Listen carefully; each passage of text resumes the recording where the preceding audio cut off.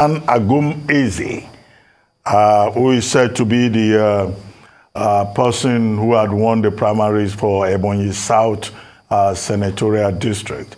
But that, you know, a group of concerned Ebonyi South concerned citizens, they are saying that you hijacked the position from the woman because you want to go to the Senate, and that you influence the suspension of, you know, Mrs. Agomeze just for you to be able to have your way. Even when the woman has challenged you in court, and even when, you know, the matter is still in court. Again, in this regard, we need clarifications. Abati, thank you very much. I thought that journalism should be investigative.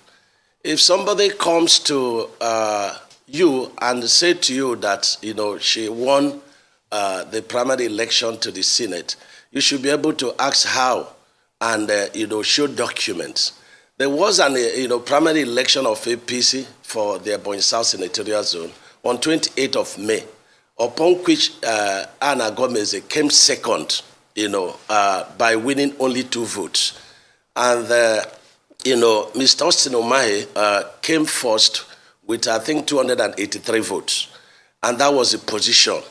And, you know, if you go to section 29 of the Electoral Act, you know, it's talking about the candidate of the party. So Austin Omahe became the candidate of the party by reason of that election of 28.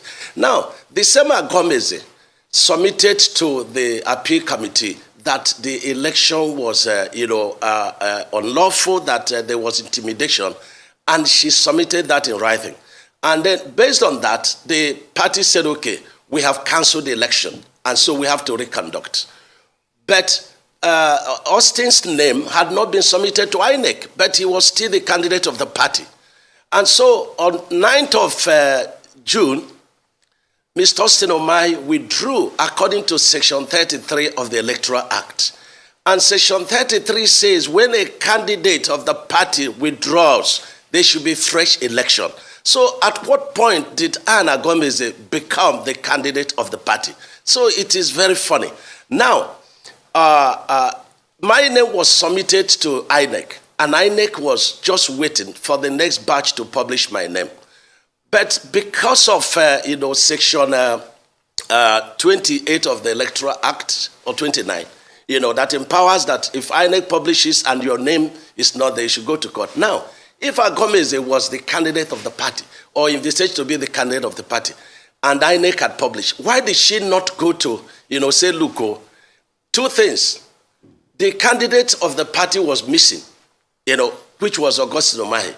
2, if she envisages that, you know, if the first person withdraws, that she should be, it is against the Electoral Act. Go and look at Section 33 of the Electoral Act. It says where a candidate of the party withdraws. So there has not been any time that Anna Gomez became the candidate of the party. And so what the party did to say, okay, since we had ordered for a fresh election, you know, cancelled the election, and subsequently the candidate has withdrawn, there should be another election on 9th of June. Now, let me say this. If it is said that some men don't have honor, shouldn't women also have honor? Anne sent me a text message when she came to negotiate for 20 million naira, and you know, I should give to her. I didn't say no. She sent me a WhatsApp text message acknowledging that she withdrew on her own without a new influence. Now, what was her withdrawal? There's no provision for a runner-up in the primary election under the 2022 Electoral Act to withdraw. She withdrew under oath from contesting any further primaries of APC in Ebonyi State. So there was no time. And let me also say this, that there were about 5 events that would have afforded Anna Gomez the opportunity to challenge. Number 1, when INEC published, I think about 12th of June, the law says that you should go and challenge if you have anything against. So if she was thinking that as a runner-up that she should be the candidate, so she would have gone to challenge. Number 2, when she withdrew in writing before the party at the National Secretariat, before the APC Deputy National Woman Leader, who is her friend, before the legal advisor, before the national, national organizing secretary. And the person that received her withdrawal had gone to court to swear affidavit to say, look, I received her withdrawal. And so there's perjury there pending, against her. And so she would have also, gone when election was conducted on 9th of June, which I was the only candidate and I won. Now, when INEC did not publish my name about 12th of June, I had to go to court just a day to the end of the 14 days allowed in the law. And that was the time she joined. But the question is, what is her aim? She's working for the PDP candidate because in all these things, she has not been, very close to being the candidate of the party. So I have not, used my position unduly at all. But she says she's been threatened. She's expelled from the party. Did it warrant all of this? And I'd like to know about that 20 million you said she asked you. Did you pay? Because you, obviously from what you said, you guys tried to have a deal. And you said you have WhatsApp messages that she sent at requesting 20 million. Did you pay for that? Rufai should be asking why I got 20 million to pay her. I didn't pay her the 20 million, but I want to say that it was in WhatsApp text message, and it is still there, and it could be verified. Not only the request of the 20 million, she also said that on her own and in her honor, that she voluntarily withdrew. And nobody has been able to ask her, did you send such WhatsApp text message, to the governor? Then number two, I did not threaten her. I'm a very peaceful person, and that statement angered me so much. And I've challenged her in a libel suit, in Abuja. 2 suits are standing before her to prove where the threat came from a gentleman like me. You were recently quoted as saying that education, university education, should not be for everybody, and that you are an engineer, your deputy has a PhD, but that does not mean that everybody must go to the university. As your response to the lingering ASU crisis, did you exactly say that, or you were quoted out of context? Abati, sometimes when the mischief makers in social media, and I think that we should have decency in regulating our social media. Social media has been responsible to a lot of harms in the country. It also has a lot of, the good part of it. What I said, and I repeat, I was trying to evaluate, the educational system of developed countries. And I said that federal government and all the employers of labor should, a matter of review of their strategies, try to say, instead of all the time saying that, the basis of employment should be university degree. I said, no, we should make, vocational education and secondary school education compulsory for every Nigerian. And that while advertising for job, that such certificates should be placed, given priorities. And that some people may, after working, obtaining such degree, certificate and are working, they will also be able to have choices of going to university. I never said that university education is not for everybody. I will not say so because I believe so much in education. As regards your presidential quest, because you left the PDP and you came to the APC, and thinking that you were going to get the presidency. But what happened during the primaries? Some say you were outmuscled, you couldn't fight the financial firepower of the people. Was that the case? And that's why a lot of people say now you're coming back to take a position with the Senate. And I'd also like to ask you, there's been back and forth. You said you were going to deliver your state for the APC. And in fact, you said, an Igbo candidate, that is Peter Obi, that's also running in your state, that you will deliver your state for APC. What happens to that Igbo presidency you once touted? A lot of people said maybe this was the time you were going to align ranks since Peter Obi now is on the ballot and you were once pushing for that Igbo presidency at a point, and that's why you offered yourself to run for presidency. Rufai, don't allow me to run foul of the electoral act because campaign has not started. But let me just quickly say that I didn't push, from PDP to APC to have, the ticket of APC as, her presidential candidate. No, I foresaw that the PDP was not going to give a, ticket to an Igbo man. And I said, no, that was not fair because we have served this party since 1999. And that was my position. And a lot of people that are crying today were the people that were attacking me for leaving the party at that stage. And subsequently, they left.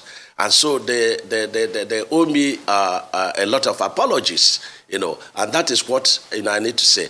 And I want to let you know, and I say this, Peter Obi is my brother. I'm very proud of what he's doing. And it wouldn't have been a disaster if Southeast is not here at all in the quest for presidency. And I wish him well.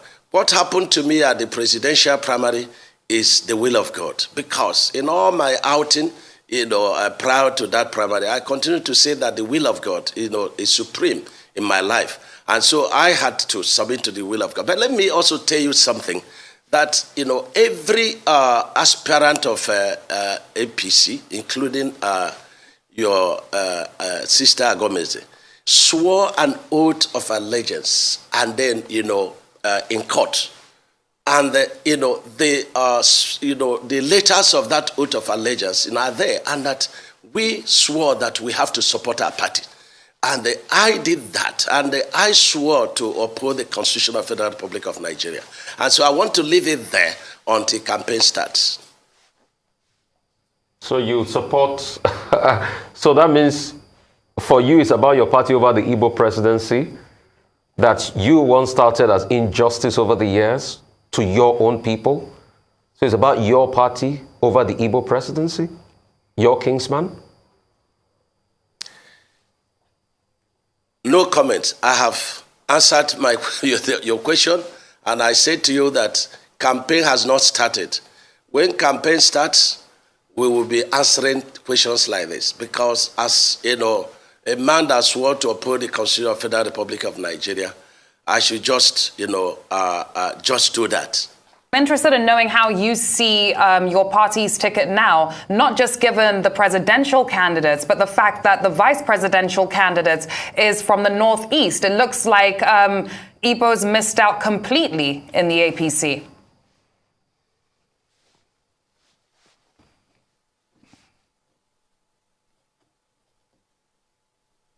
Well, there is no doubt that the Igbos missed, so much in APC, but they missed terribly much in PDP, because I, had said it severally that if the Igbos, would serve the APC the number of years they serve PDP and are denied ticket, that it will not, I will not be happy about that. So I don't morally, I don't have, any anger in me to say that it must be me. No, I just did my bit and to demonstrate the fact that we have materials. And for me, in terms of, who becomes the president of Nigeria, I want to suggest to Nigerians that we should talk on issues. We should talk on issues because the truth is that this issue of religion is honestly being used to deceive, the masses, because we don't really practice the religion that is in our mouth in Nigeria.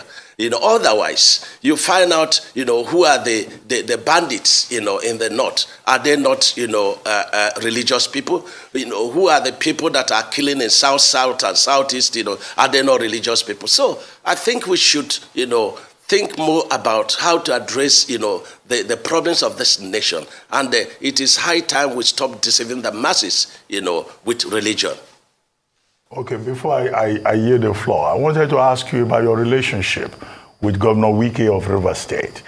Some of the papers reported that you were cited in London at a meeting, that was held where Governor Wike was present and other governors were also present, and that you were present. But more importantly, in March, you described Governor Wike of Rivers State as the Judas Iscariot of our time. You even said that he's an illiterate who has a problem with alcohol. I'm quoting things that are reported in the papers. But by June, 2022, you visited the same Governor Wike, and you were quoted as saying this was a friendly and brotherly visit. What happened around there, and what happened in London, since you were privy to some of the details? Abaji, I say social media will not kill us in this country. I just came back from Dubai, 8-day visit in Dubai. I was reading in social media, just like some of you, that Wike and some other governors were in London. So I was never in London, and the immigration can testify to that. Wike is my brother, is my good friend. We had quarrels, and when you have quarrels, there will be anger, and that anger may not be a holy anger, and that's what transpired between us. But before that, the time I left PDP, we were best of friends, and when your best friend leaves you, you know how bitter it would be, and I think that was the case between Wike and I. We've since reconciled, and we're moving together. And let me also tell you that Wike and all the southern governors believe in southern presidency, and this is the spirit that it is flogging the PDP. Even though I don't like to talk about another party, but all the southern governors came together and said, look, presidency should rotate between north and south, and I think that every governor from south should have an honor, to abide by that decision. Wike is a fine gentleman. He has a very good heart. He's a good man. And so things are passed away. It was a quarrel. Not social media misbehaving again, are saying that Ebonyi will vote for Tinubu and that Peter Obi does not stand a chance.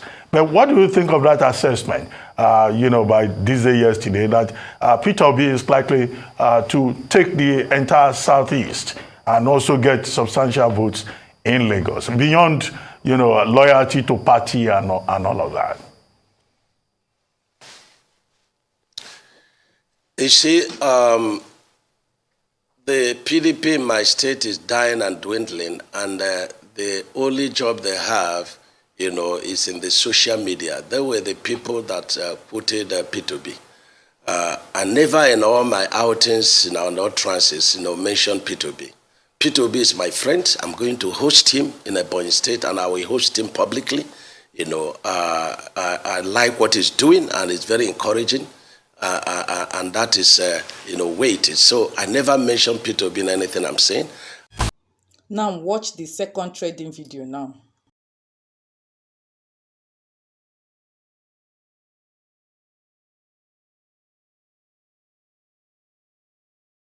What happened during the primaries of PDP and APC, were kind of miscalculation by people. But to say whether they are ready for the presidency of the country anytime, I think that the movement of P2B is an eyes opener, and that's why I said I love what he's doing. I'm encouraged by what he's doing, because if he's not doing what he's doing, it means that Southeast would have been forgotten. So while my party takes the victory, he has prepared, he would have prepared a very good ground for the Southeast presidency, so that nobody is going to write us off, and you can see the level of his acceptability, which does not translate to victory over APC. As a party man, I would wish that our party wins, and if God says no, the next person I wish that should win, is P2B, because I believe strongly, and I will say it anyway, in this North-South, presidency. After the North has taken 8 years, there is no moral justification to be seeking to take another 8 years. It should go to the South. And so I support, this. And I'm not wishing P2B away. God has the final say.